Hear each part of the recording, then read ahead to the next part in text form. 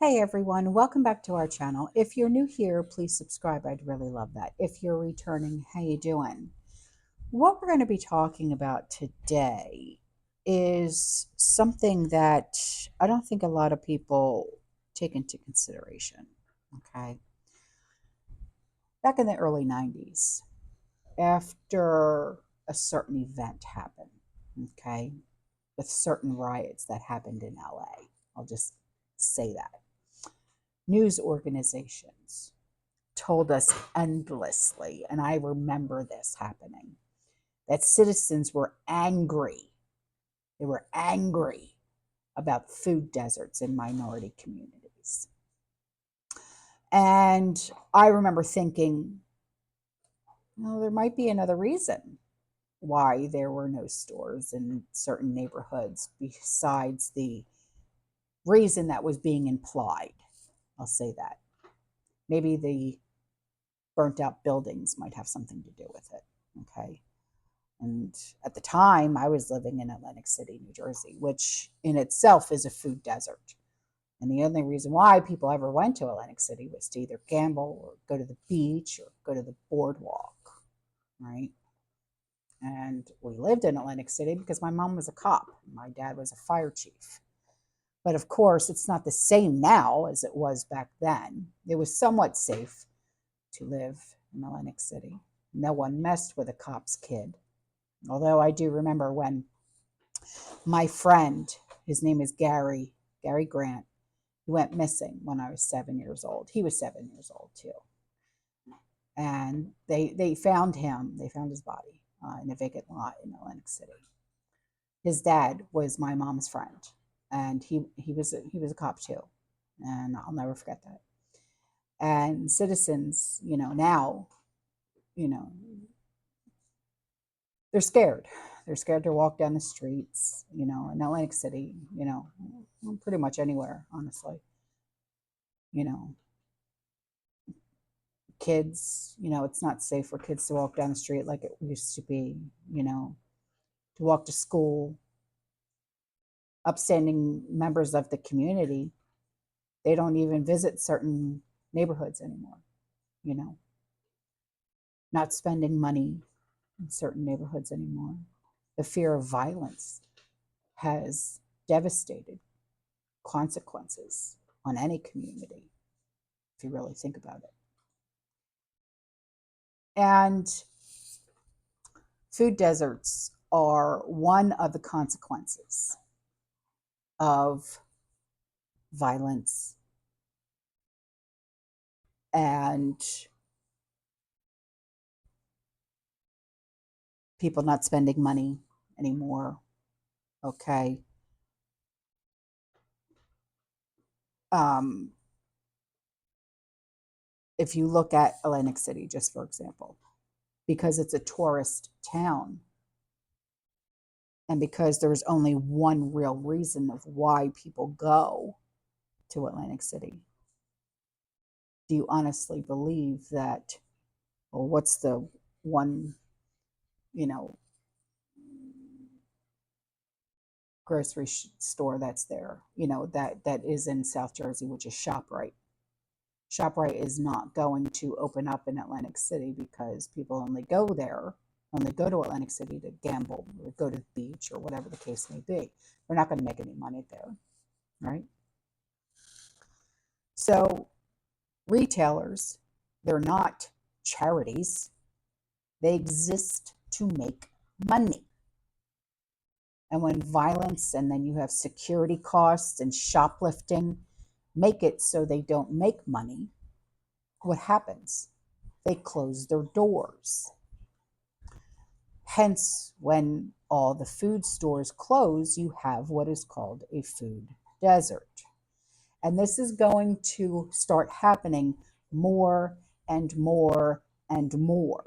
Okay. And it's not just going to affect large cities or tourist towns, it's going to happen everywhere. Okay. Everywhere, because theft is on the rise. Okay. So if you're sitting there and you're thinking, it's not going to happen here, it's not going to happen here, you just wait. because it will happen there. Okay. Because, the funny thing is that people who create these certain conditions that lead to food deserts, they never take responsibility for them, ever. Okay. And if you're asking, well, who the hell are you talking about? I'm talking about Democrats. Okay. They have unleashed an unprecedented amount of street violence and crime on we the people from coast to coast. Okay. A decade ago, all right, wasn't that long ago, California made shoplifting under $950. Just a misdemeanor. Yeah, slap on the wrist. Bye. See ya. So shoplifting is like a de facto legal. Yeah. It basically means that you can steal $949 worth of merchandise every single day and never go to jail. You'll get a ticket. Don't ever do that again. Have a nice day. So if you steal $949 worth of goods every single day and then sell them for 25 cents on the dollar, you can generate an income of about $86,000 a year tax-free. Not bad. We don't even make that kind of money in this household. It makes me rethink what I'm doing for a living. You know what I mean? But because I'm a tax-paying citizen and I like not having a criminal record, you know what I mean? Yeah. Both Illinois and New York have enacted a bail reform that makes it far more likely that offenders, criminals, whatever you want to refer to them as, will end up back on the streets. And since then, we've seen exactly that, whether it be for shoplifting, assaulting police officers, or citizens, whatever. While all this matters is because the chickens are coming home to roost. All across the country, from San Francisco to Seattle to New York to Boston, stores are closing because of crime. And like I said, if you're sitting there and you're thinking, it's not going to happen here, you just wait, because it will. Okay? Heck, what was it just the other day? What was it, Sean? A 15-year-old and a 14-year-old in Pasco County were doing a crime ring of stealing liquor from liquor stores. And it's like, are you kidding me? And you should have seen the stash that they found that these two teenagers had. And I'm like, excuse me? And Pasco County used to be the nicest place to live. So,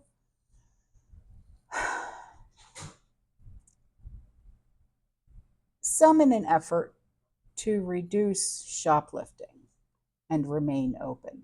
I'm talking about stores. They put literally every single item behind lock and key. Okay. A lot of places are doing that. But surprise, surprise, it's not working.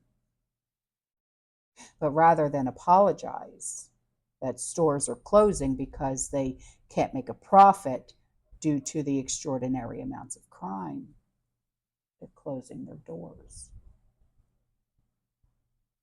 San Francisco. City supervisors have proposed a bill that would allow citizens to sue retailers if they close their doors without giving the city 6 months' notice. Another get-rich-quick scheme. So if you're not happy that a retailer closed their doors and you didn't get that notice, you can now sue that retailer. That means basically that after struggling to make a profit, when a store finally decides to bite the bullet and close its doors. The Democrats running the city have decreed that the store must remain open for another 6 months, regardless of how much money it's losing. And citizens can sue them. It's disgusting. But it's happening everywhere. Theft is so bad.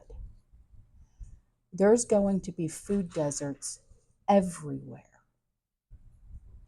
Everywhere. And the only option that we're going to have is online shopping. Like, you know how we have like Kroger, but there's no like brick and mortar Kroger, you know what I mean? So they pull up their refrigerated truck and, you know, they deliver it to your door. That's what's going to be available. There's not going to be brick and mortar stores anymore. You're going to have order online only for your groceries because there's going to be food deserts everywhere. Sad to say, but I think it's going to be true. I really do. All right, guys, I'm out of here. Okay, I will see you in the next one. You stay safe, you stay positive, you keep prepping. And as always, fear less. Ciao.